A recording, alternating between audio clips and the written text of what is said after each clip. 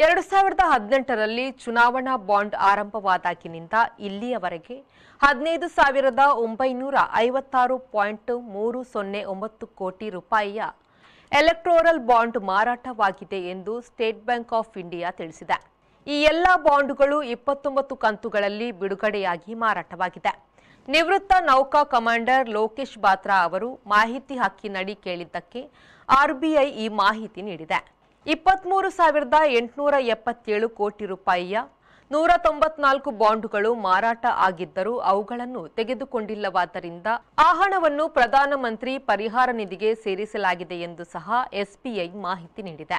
29ನೇ ಕಂತಿನಲ್ಲಿ ನವೆಂಬರ್ 6ರಿಂದ 20ರ ನಡುವೆ 1,109 ಬಾಂಡ್ಗಳು ಮಾರಾಟವಾಗಿದ್ದು ಎಲ್ಲವೂ ನಗದು ಆಗಿದೆ ಎಂಬಿತ್ಯಾದಿ ಮಾಹಿತಿಗಳನ್ನು ಎಸ್ಬಿಐ ನೀಡಿದೆ.